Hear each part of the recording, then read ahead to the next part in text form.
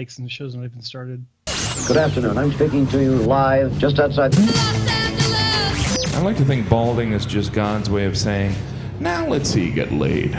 Is it true that if you don't use it, you lose it?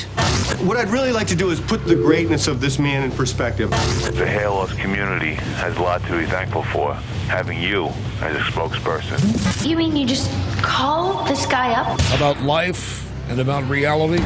And now, America's #1 reality radio show for men. Live from Los Angeles, it's Spencer Kobren's The Bald Truth. Hey guys, welcome to the show. 888-659-3727 is the toll-free number. Great to be here. Thank you so much for hanging out the extra few minutes it always takes us to get up and running and live on the air. Let me introduce my partner in crime. That's not real crime, guys. That's just an expression, by the way. The original hair transplant mentor, the man with the plan, the guy who's had 9 hair transplants.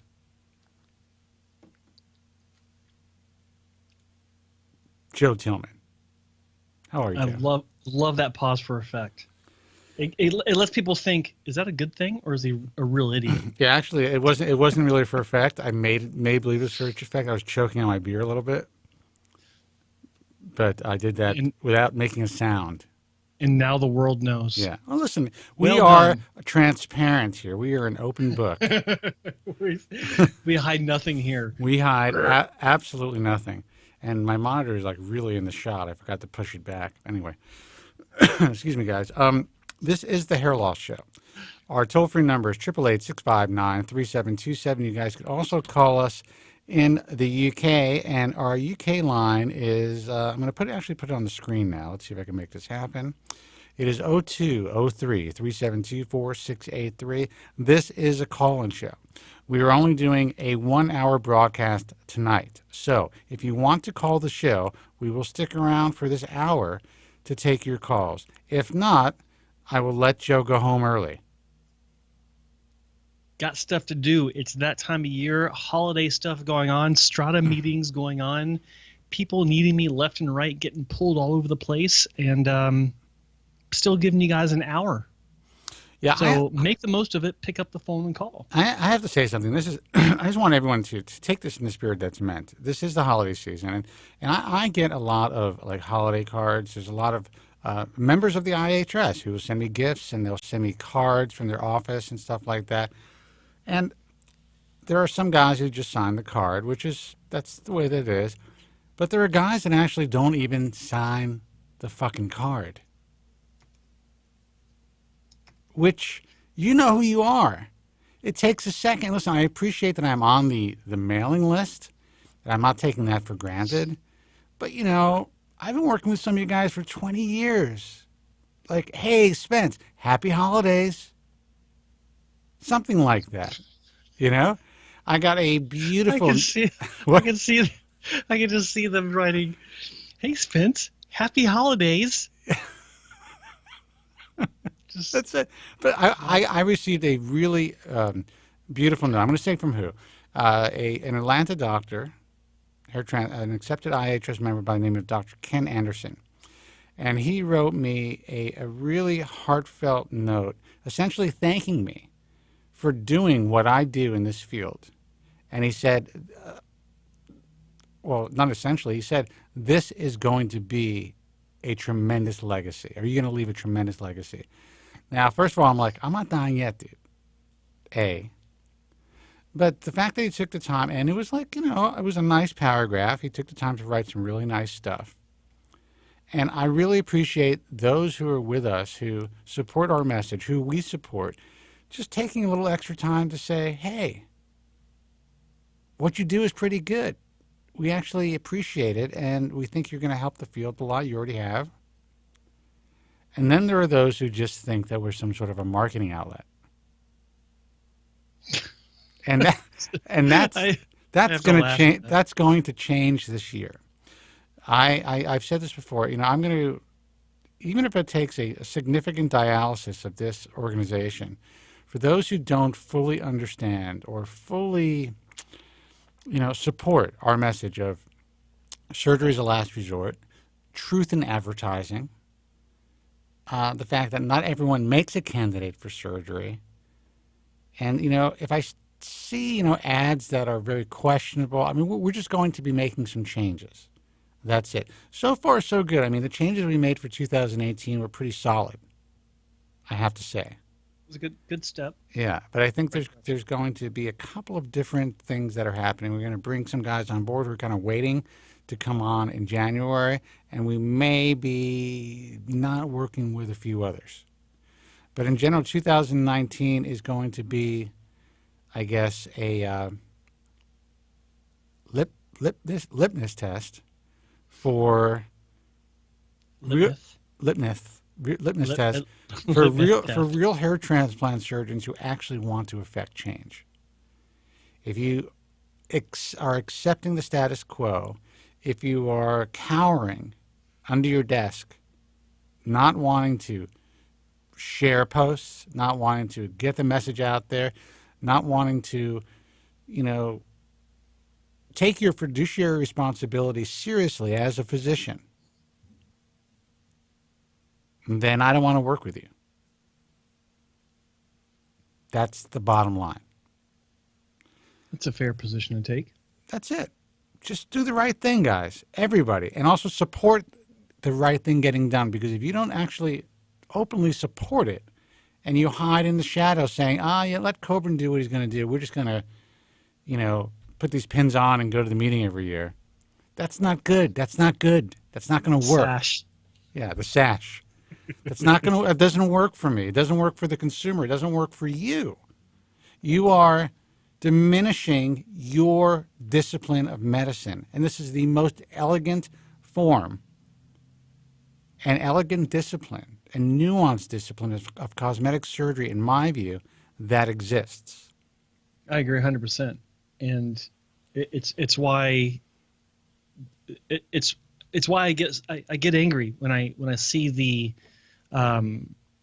diminishment of the skill set needed to create truly natural results, and how the expectations and the overall education level and the awareness level of not just patients but doctors that are entering the field thinking they're doing top grade, really high quality work, when it's, like some of these people I've criticized in the past, they're not doing great work, but they actually think they're doing grade A work. And it's because the whole field is going backward. And I get upset about it, because it was so good at one point. It was on its way. Like, more doctors were doing great work, and more doctors were learning how to do great work, and more people were aware. And then you had more people, like the general public, aware of the procedure in general, and that it's actually not plugs anymore. It's something a bit more refined. And then you have FUE. FUE is a procedure, but the turnkey devices and the way that they're marketed towards clinics, and then you have these cheap little generic motor machines you can get on Alibaba for $300 that have changed the industry. That's what I bought for my clinic. And yeah, I bought 5. And I weep for the higher standard that seems to have been lost. And I'm looking forward to 2019 as a year where more people will be reminded a second time, and then informed for the first time about what real results look like, and about what real ethics and truth in advertising means. Look, I'm not even kidding. I don't mean to cut you off, but I do that all the time. Yeah, you do. Yeah. You do mean to. I do mean to. Yeah. You know what? Because I'm dying inside. I got to get it out. I'm giving the industry a year. I'm giving them until 2020. If they don't come to the table, then there's going to be a facility in every state of this country that is going to be doing things the right way. That's all I'm going to say. And doctors who are willing to actually perform surgery and the PAs who are willing, who are going to be hired to do surgery legally. That's it. You know, I am doing my best. It's like I feel like I am just pushing this boulder up this hill, just trying to communicate on a fucking WhatsApp group with these guys. It's unbelievable. You took time. You put a 20-minute video together that was compelling. That was, you know, essentially one of the best educational pieces on the internet about what FUE actually is, including a definition and description of all the different devices that are being used and what they are used for and how they are used and how they are marketed and who they are marketed to, and so on and so forth. I noticed that you chose to use the term follicular unit excision, which I can appreciate, but I don't necessarily completely agree with. But I get it. I get it. Playing nice with everyone. Yeah, I get it.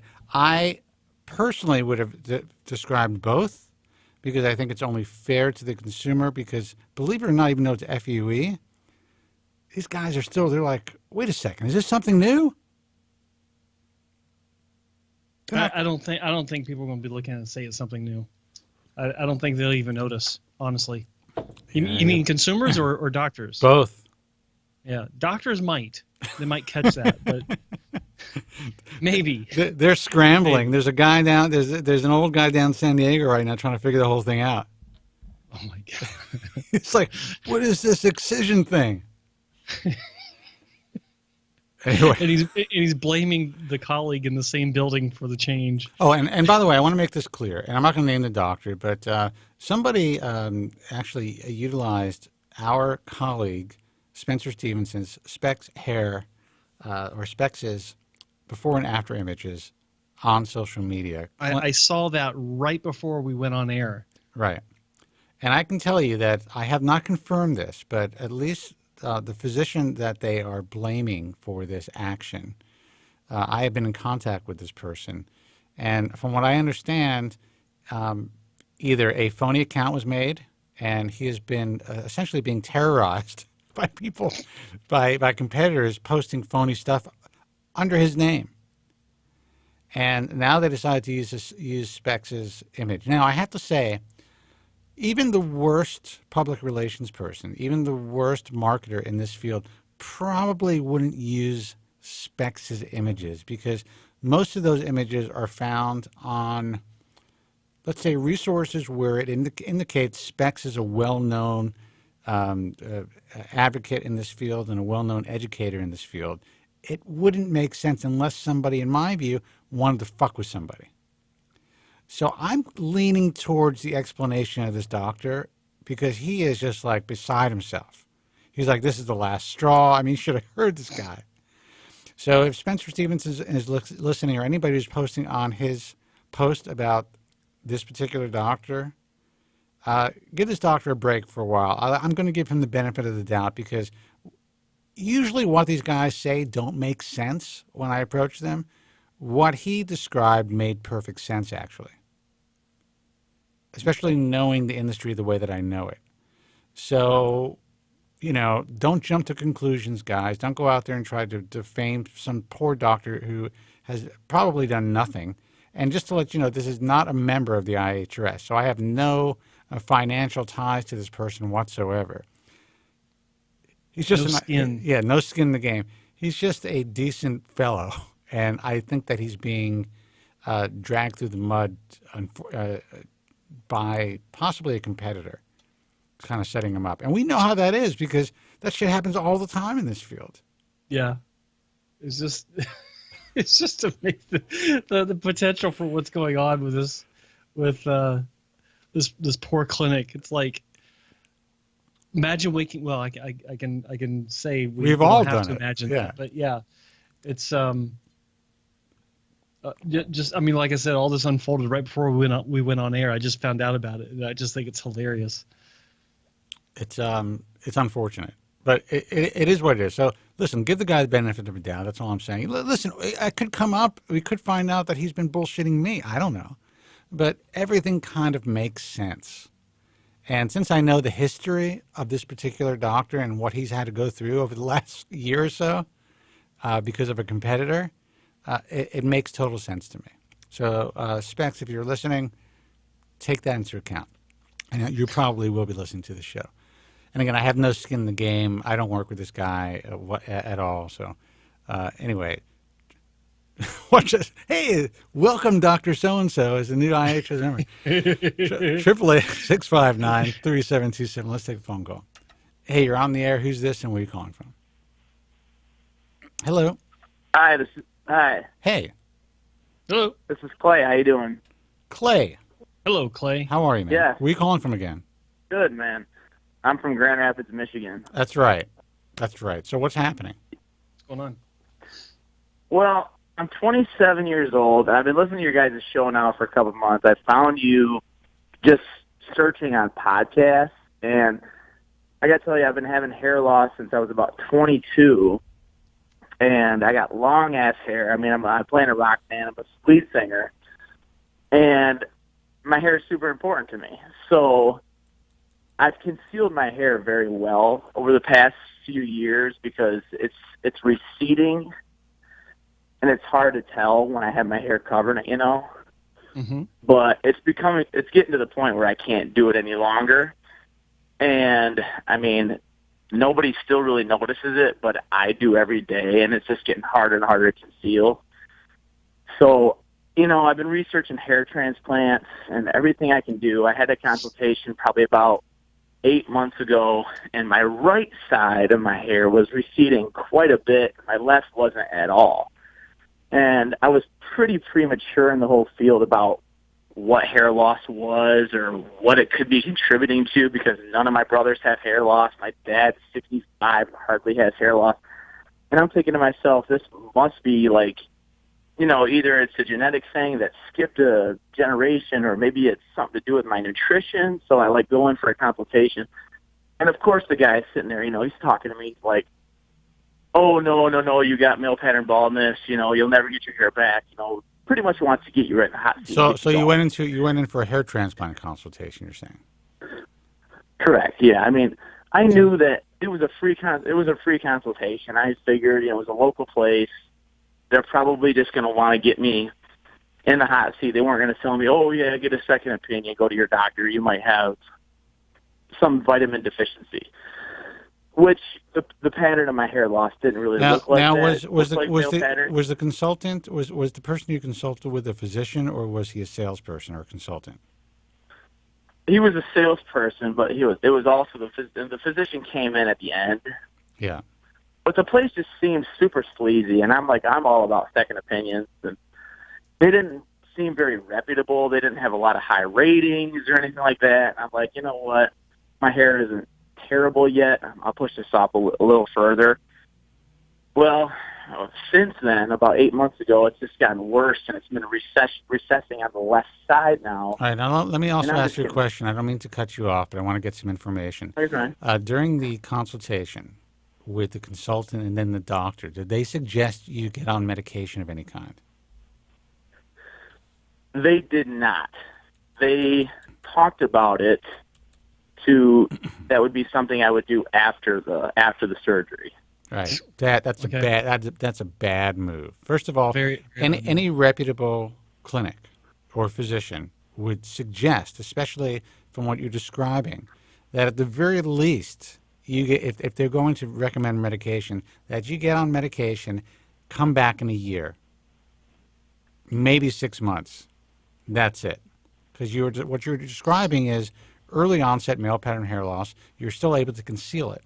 So if you were able to, let me ask you this question. If you were able to stop the progression when you were in that chair at that point in your life and maintain all the hair that you had, would you have been happy? Well, that's a great question. And honestly, I thought of that, and I'm not happy. I mean, because, you know, I don't want to always be restricted to having long hair. And if it was short, my hair recession would be super noticeable. Well, just to let you know, I am now 53. I am totally restricted, okay. And I can tell you this, that medication changed my life. If I wasn't on this medication, I would never have written my book. I would not be doing this program for 20 years. And as restrictive as my hairstyle may be, I walk out in the street and still have the semblance of a full-looking head of hair, and I am fucking ecstatic. Now, when I was 23, I wasn't that happy. You know, so I kind of understand, and I forget how old you are, but I understand what it's like to go through the early throes of hair loss. But if you are actually able to stop things, it alleviates so much of the, the stress and also the fear of what's to come, that you kind of like put things back into perspective. So, I mean, you should never underestimate the ability to slow the progression of your hair loss and how it's going to affect your life, because there are people out there who really believe they would never be happy. They stopped their hair loss, and all of a sudden they just had an epiphany like, wait a second, I'm not worrying about this anymore. This doesn't look so bad. I'm happy. Right. Clay, let me ask you, this clinic that you went to, did they specialize in hair restoration, or did they offer boob jobs too? No, they did just hair restoration. And then, Okay. you know, what had happened is after I'd gotten this consultation done, like I said, I put it on the back burner, and I really spent these last 6 or 7, however long it's been, months, really doing my homework and researching on this, you know, since I wasn't in a huge hurry at the time. I'm going, okay, you know, what can I do? What are my other options? And I really wanted the most natural remedies. I'm very apprehensive about drugs and things like that, and I just really wanted to go any route I could without having to resort to that.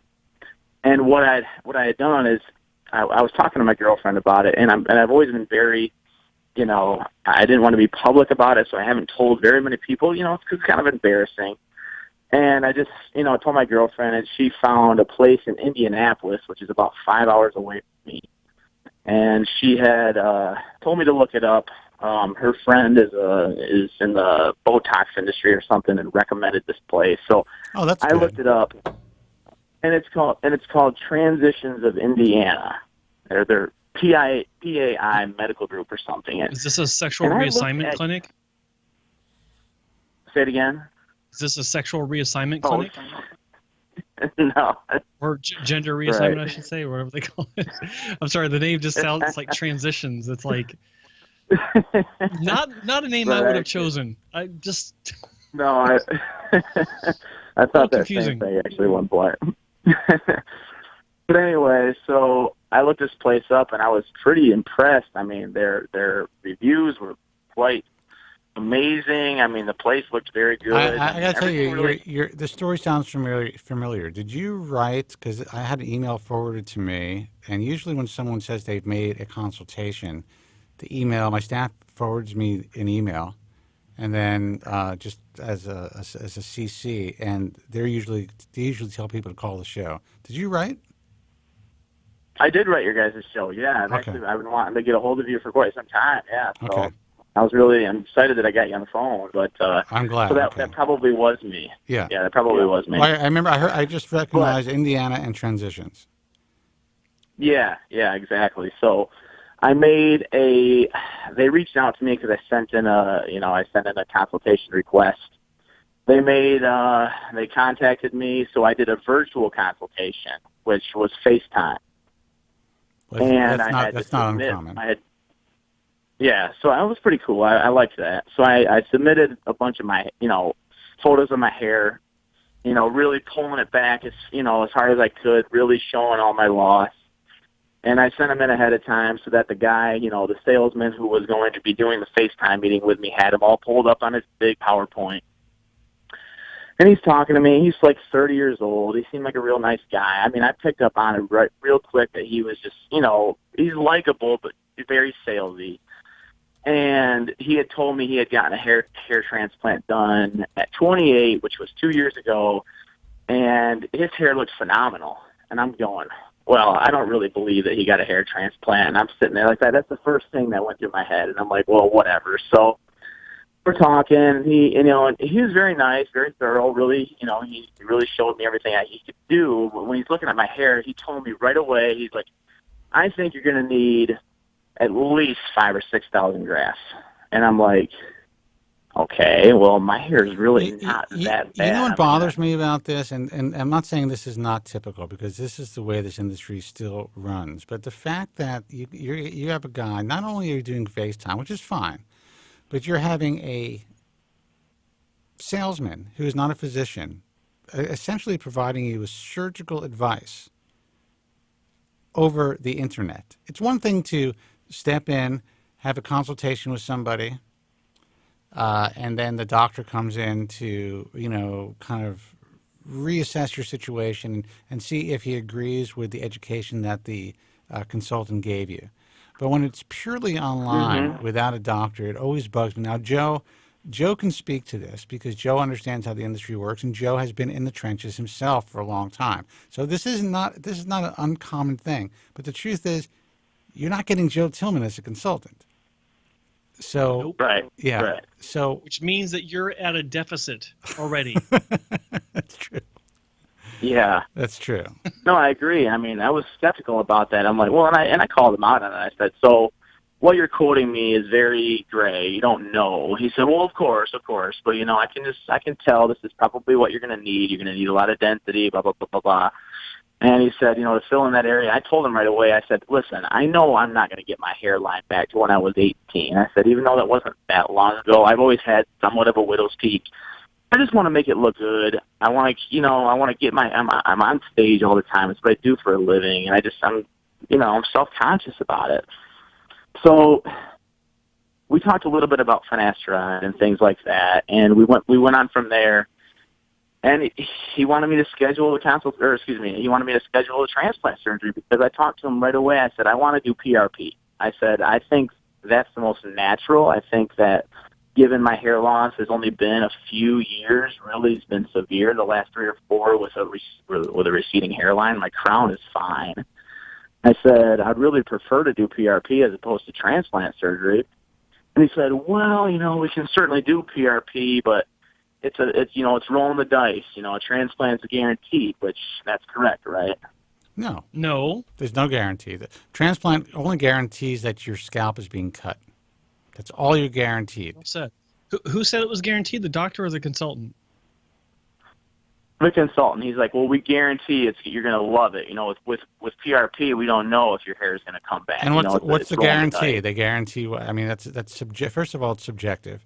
Secondly, you can't guarantee any surgical outcome with cosmetic surgery. Hair transplants are the most difficult thing to guarantee. If you're getting a guarantee of any kind, even if it's in writing, from a hair transplant clinic, you're essentially getting probably a guaranteed piece of crap, because most legitimate hair transplant physicians, they'll say, look, this is surgery. We can't guarantee anything.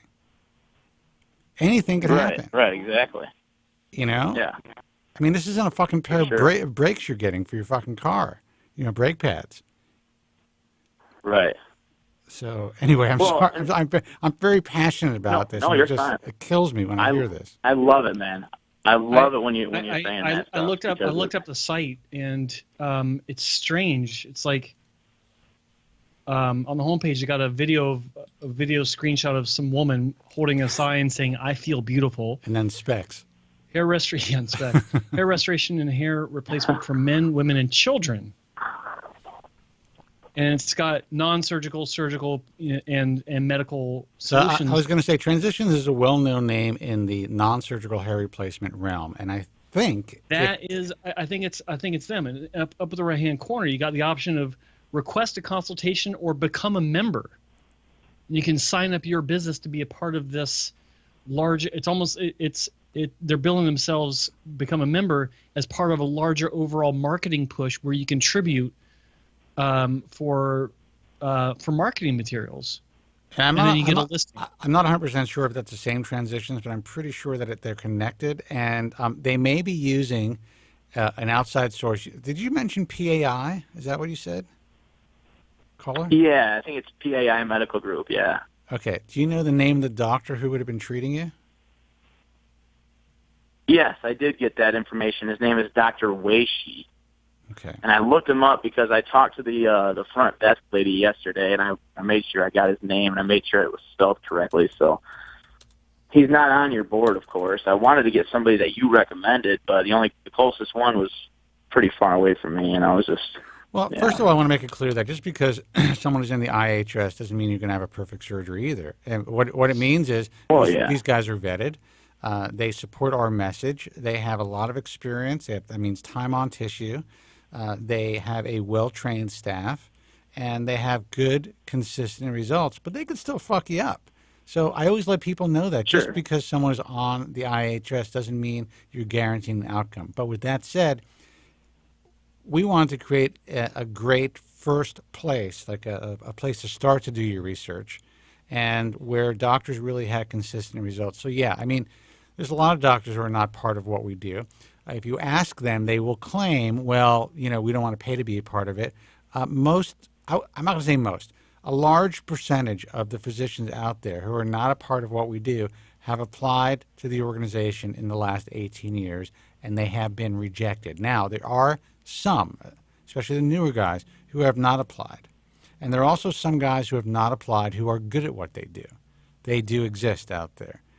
But, yeah, I mean, to me, if you're going to have a cosmetics procedure, and if you're actually a candidate, you may not even be a candidate, first of all, for a procedure that will affect the rest of your life, getting in a car and driving a few hours or getting on a plane is not a big deal. Because this is going to affect the rest of your life. You've already talked about driving 5 hours to Indianapolis. Is that where you said you went, Indianapolis? Yeah, that's where I'm going to be. Well, yeah, and there's more to this, too, because what had happened is I ended up scheduling the procedure, and because I just felt like, well, I mean, everything just seemed to be kind of falling in place, but I've still been kind of skeptical, and that's really why I wanted to reach out to you guys. So, the only thing I really liked... Go ahead. I'm sorry. Go ahead. Sorry. No, you go ahead. Oh, go ahead. Okay, so I can't say the only thing. There was a lot of things I liked about the consultation, and they were very thorough. But one of the things I really did like, and I'm sure you guys have had experience with this before, is that during the consultation, we had talked about how reputable this place is. And what he had told me is he had said what separates us from so many other clinics is that when a patient will come to us and have a certain budget, if we can't make them happy with that budget, we'll turn them away. And I wanted to call bullshit, but I didn't. So that was nice to hear if it was sincere, because he had asked me, what's your budget? And I said, well, I don't really have a budget, but I would expect my surgery to be around $5,000 because that's what I've researched, so it's probably what I need. He said, if you told me you had $5,000 to spend and that's all you could spend, I would tell you to come back and see me in a year after you've saved your money, because I can tell you right now you're probably going to be in the $8,000 range. And I said, well, it's not like I'm topped out at $5,000. I just wanted to. Here's the red flag number 30 already that I've heard. As soon as they ask you what your budget is, you walk out the door. This is medicine. Okay. Do you think if you were going to get a hernia repair or open heart surgery, they're going to ask you what your fucking budget is? Right. Well, that's true. Yeah, absolutely. Just because I would never expect that. Yeah, just because. Well, to be fair, they're going to ask who your insurer is, but that's true. But but just because you're having this is a cosmetic procedure that has been completely commoditized by this fucked up industry, does not mean that it's not real surgery that has real life altering consequences. That's the last thing they should ask is after they've given you their assessment. The last thing in my view they should ask is, are these, is this, a comfortable range for you? Because this is what we really think that you need. And then if they're willing to negotiate, that's okay. That makes sense. I don't love it, but it makes sense. But if anyone asks you what your budget is, that's time to walk out the door. Well, in all fairness, in their end, I really did. I kind of brought up the whole cost thing before he even got to it, so I don't really think he really asked me what my budget was ahead of time. Okay. Because I really did ask kind of first because I was kind of just throwing darts, and I wanted to know kind of what they were looking at because I'm not made of money just like nobody, so I'm like trying to think of what the best route would be for me. But Joe's made So Clay, let me ask you real quick. Let me interrupt. Being a PAI doctor. Is it safe to assume that they're talking about a strip procedure for you? Yes. So he wants to do FUE, which was what he had said he had done to his hair. Okay, so Joe just asked you about a strip, and you said yes. So they actually offered you FUE, not strip. Yeah. I mean, yeah, correct. Okay. We talked about FUT, but that was out of my budget. I mean, I told him, I said, I'm not spending that much. All right, so actually, FUT is usually less expensive, and FUE is more expensive. So, are you saying that he had a linear scar in the back of his head, a piece of tissue removed, and he had FUT, or did he have? He had FUE, and he had no visible scar. Okay, so he had individual follicular units removed via a machine or a punch or something like that. Correct, yeah. Okay, so usually, and maybe there's a little bit of confusion here, FUT, strip procedure, is less expensive. They charge less in most clinics than they do for FUE. Oh, okay. So FUE is actually more expensive in general, so you may have gotten that confused. Oh, maybe I did, yeah. Yeah. All right, well, so you scheduled surgery, because we actually are having a short show today, so where are you at now? And let me ask you, did you get the surgery? Well, the surgery's scheduled for mid-February because I'm playing a gig out there already the night before, so I said, hell with it, it works out great, I'll already be out there. So basically, I had talked to the receptionist yesterday, and I made my deposit. I mean, I made my 20% deposit, which I'm assuming is probably non-refundable if I do back out. I don't want to back out. I mean, this shit bothers the hell out of me. It's refundable. It's probably refundable at this point, but you are just speaking to you. I'm going to give you some words of wisdom that you may or may not listen to. You are not an emotional candidate for a hair transplant. You are too vulnerable at this point. You've already made, in my view, some of the real typical bad decisions. Now, I'm not saying that you're going to have a bad outcome with this particular outfit. It's very possible that they have great technicians, a great doctor. I haven't heard much about this particular doctor, and just based on the way you're describing things, it doesn't sound good to me. Mm-hmm. But I would say that even putting that aside, even if you were going to go to the best clinic known to man, I don't think you're an emotional candidate for surgery at this point. Joe, and again, let me preface this by saying I'm not a doctor. It's just my opinion. Joe, go ahead. Well, I think that when you're in a position where you're telling yourself, hey, everything's falling into place and I just want to get this done, and it's convenient because you're playing a gig in the area the night before, I think that your priorities are being shuffled around in the wrong order. So, I mean, moving forward, you have to, first off, you have to ask yourself, why am I not taking the medication first to see how it works out for me? Like, why is this not being pushed as a route to take? Because the way I look at it, and this is from my own experience with my own surgeries, and of course, being in the industry as long as I have, I know it's bugging you. I know it's really a hard thing to deal with. I've been there, but at the same time, if you think it's hard now, wait until you have a surgery, and 3 years from now, you need another one to fill it in where you've continued to recede because you weren't on a medication to stop the loss, and maybe you don't have enough money to fill those gaps, or maybe you're just not in a position. And I've also known guys who. Now, what was your Norwood classification? Did they classify you on a Norwood scale? We actually didn't talk Norwood, but in my own research, I would say I'm probably a 3. Okay. Maybe. Okay. So you are probably, but you're heading to the 3, probably the 3 category, because if you're still able to cover it up, you're probably not a full 3 yet. You're probably going in that direction. Now, what about the hair around, the hair that you have?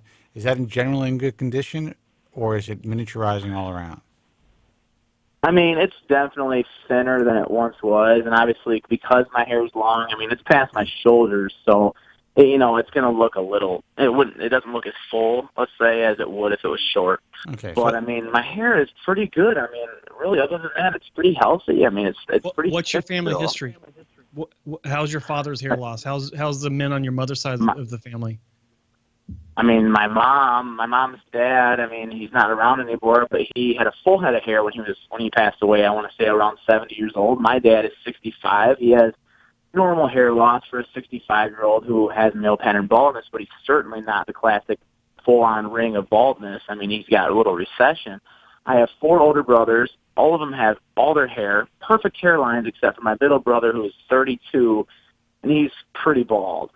Other than that, nothing, which was mind-blowing to me. I mean, I know it's a fucked-up web of genetics, but you definitely have a mixed bag, which is all the more reason to maybe take a moment, take a deep breath, and reevaluate your priorities. Because I think, look, I know, like I was saying before, I know what this means to you. I know what it's like to go through this.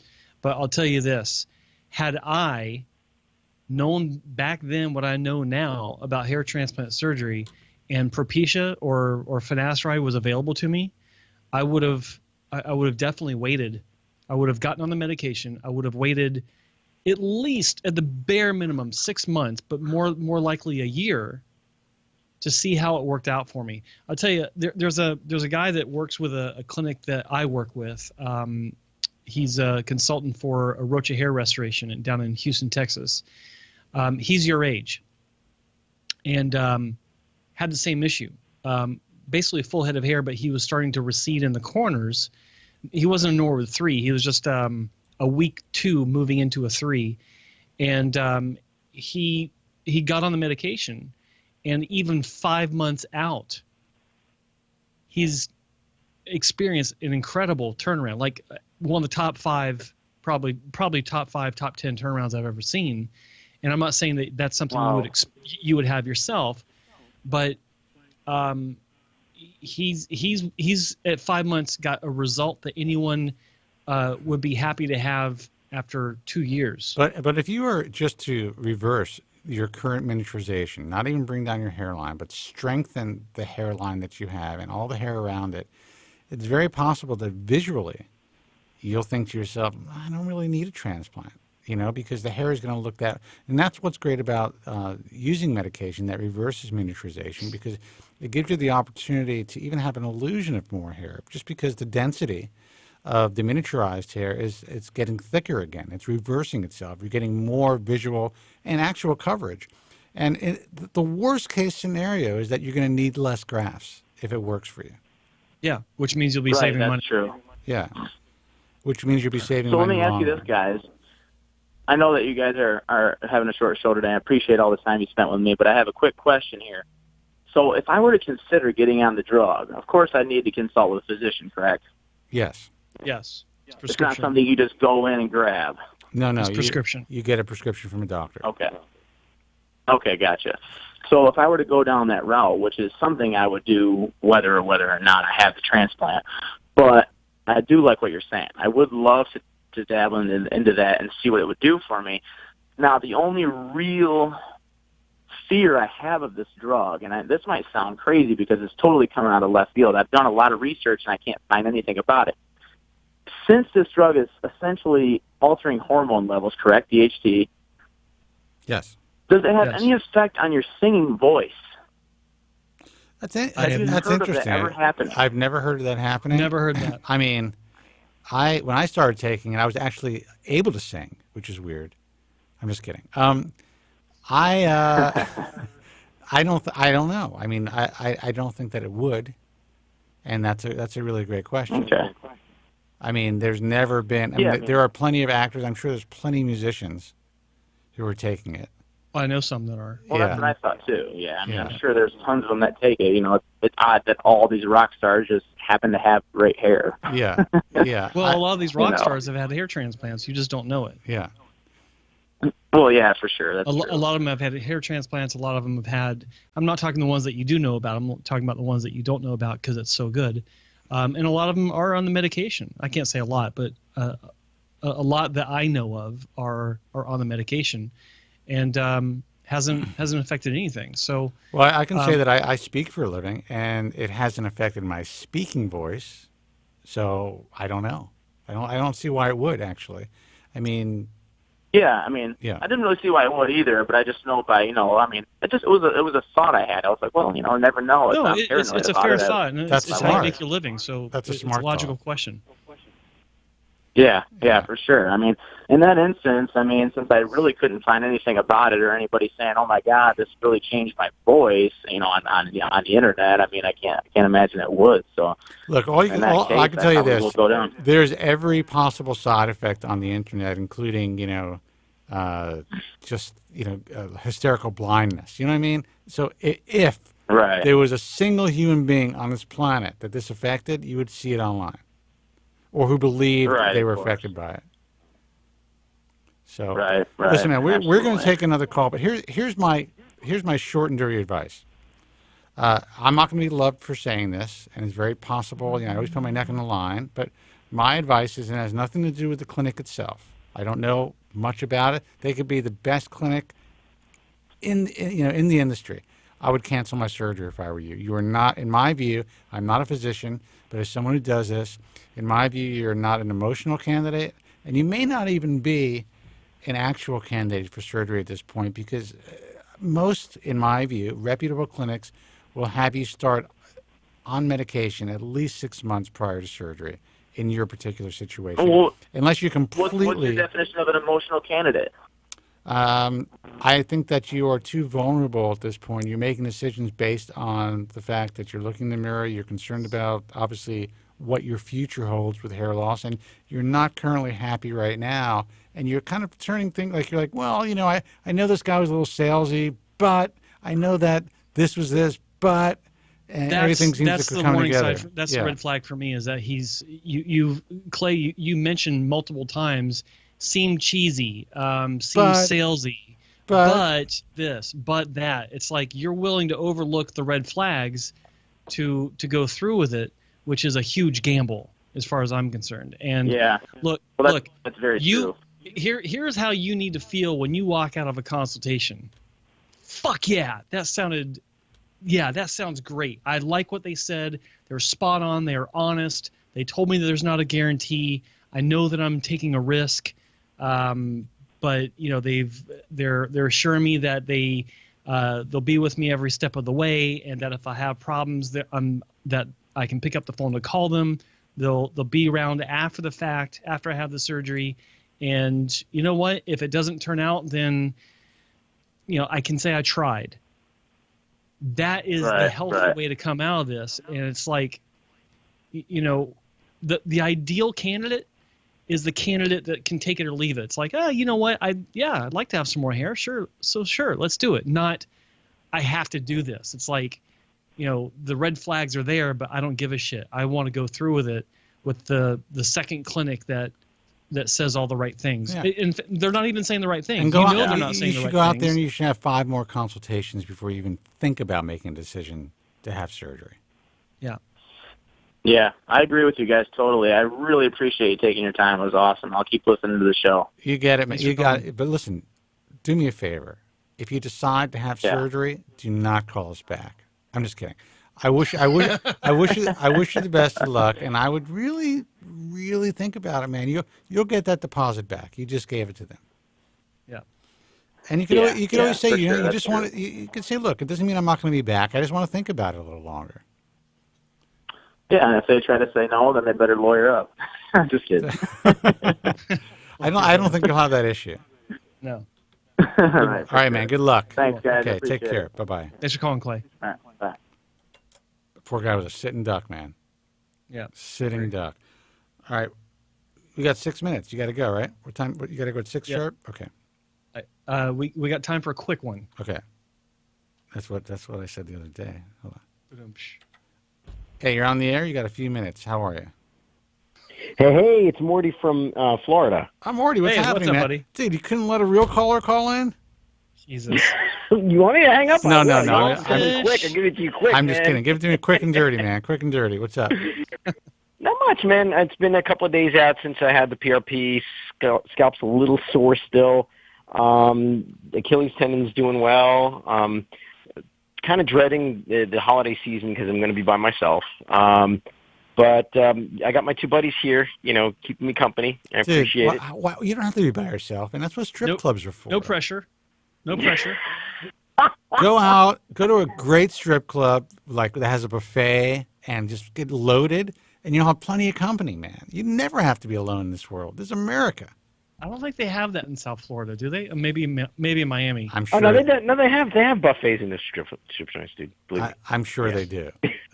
Enjoy yourself. Why sit at home if you need company? The company's right there, dude. This is true. It's just kind of a slippery slope when you go into those places. That's the only thing. But it's only a slippery slope if you don't recognize what it actually is. This is true. Yep. It's a hooker bar. You guys of course it is. It's a fucking it's a fucking brothel, dude. It's basically what it is. And only walk in with ones. Well, the thing is, they got those damn ATM machines in there, Yeah, never use an ATM. Leave the plastic at home. You never use an ATM in a strip club. It's going to cost you $30, and who the fuck knows? They got cameras on you. Someone's going to get your PIN number. That's true. Holy cow! You got to saddle up, man. You got to go and you got to get your cash like 3 days in advance, and you got to wear stretchy pants. Can't wear jeans. Stretchy pants. I love calling this fucking show, man. It's not about fucking hair at all. It's just about you just fucking talking crazy shit, boy. I tell you, it's life, man. Life. Yeah, it's just life. It's fucking life. I love these guys who are like, they go to strip clubs and they're like, man, I swear she liked me. I'm like, you spent $1,500. Of course she liked you, man. Of course, you just paid her rent. Yeah. Seriously. I'd like anyone who pays my rent. And even if she did like you, she's not going to be dumb. Even if she does like you, she's not dumb enough to lose that gravy train. Exactly.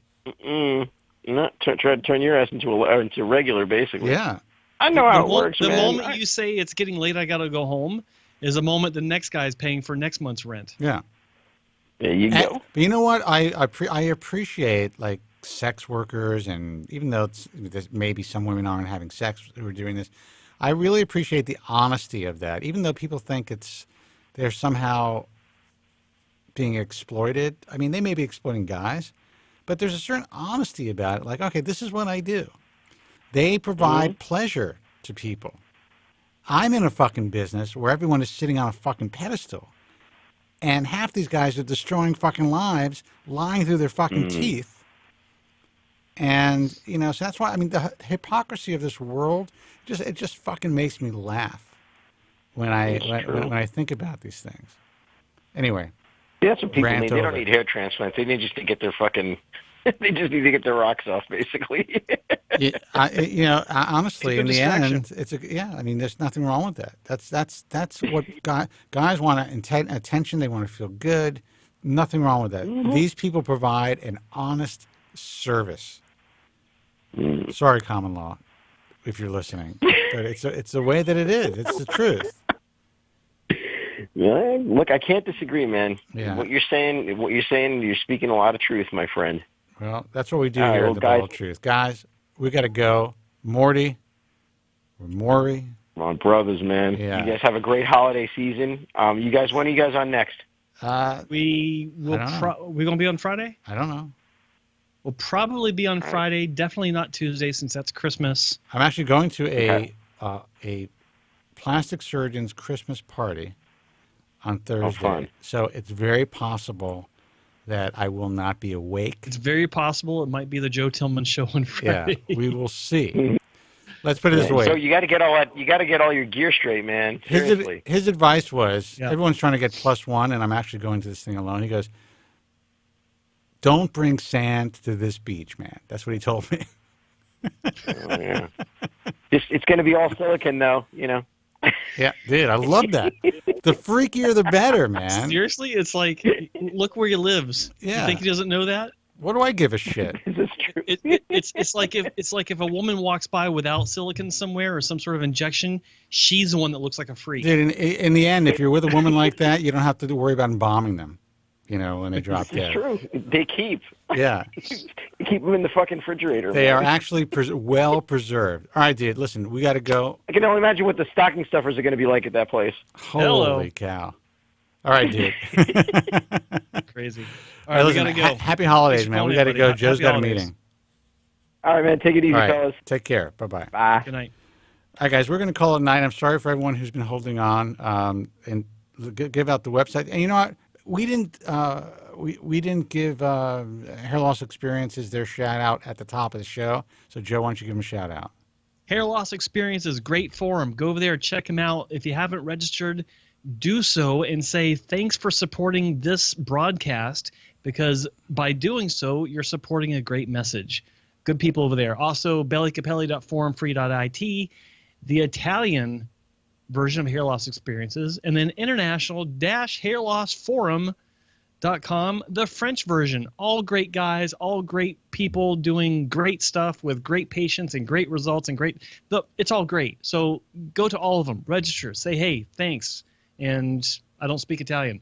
And yeah, those are the three. Back to you. Hairtransplantmentor.com is Joe Tillman's personal website. You can check out Dead Joe. air. So the other websites, hairtransplantmentor.com. I'm talking. You don't hear me? You can see my story and my history and why Joe. I do what I do. And of course, there is the American Hair Loss Association. Joe. Let's see. What? You don't hear me. There's no sound. You can't hear me? I could hear you. I can't hear you. That's happening again. Did the damn sound die again? It did. Jesus. I can't hear a thing. All right, so here's a cue. Look at the camera or look at the monitor. If you all of a sudden hear dead I'm telling air, him I can't hear a thing, but he's still talking to me. Yeah. I'll give out your websites. hairtransplantmentor.com. We just did that. Thebaldtruth.com for archives of this broadcast. Also check out the International Alliance of Hair Restoration Surgeons. Yeah, we're streaming. Poor Okay. Joe. He's so lost right now. I'm going to turn that sound down. Joe, you're lost right now, so I had to turn your sound down. And the IHRS.org, which is the International Alliance of Hair Restoration Surgeons, IAHRS.org. And, of course, the American Hair Loss Association, which is AmericanHairLoss.org. Until next time, check out the message form, which is baldtruthtalk.com. Until next time, which should be Friday, if I am not hungover. Be strong. God bless. Thank you so much for listening. And the dude who went to Indiana, do me a favor, cancel your fucking surgery. You could always just say you want to postpone it for a while. You need to do more research and talk to a doctor about potentially getting on medication. Until next time, be strong, God bless, and thank you so much for listening. Thank you very much. I'm sorry for any inconvenience you may have been put to prior to the programme, and I'm glad you enjoyed it. And if you could now leave by the exits at the rear, that'd be splendid. Thank you. Good night. Bud Light presents Real American Heroes. Real American heroes. Today we salute you, Mr. Really Bad Toupee Wearer. Mr. Really Bad Toupee Wearer. More than any neon sign or exploding scoreboard ever could, your chrome dome cover says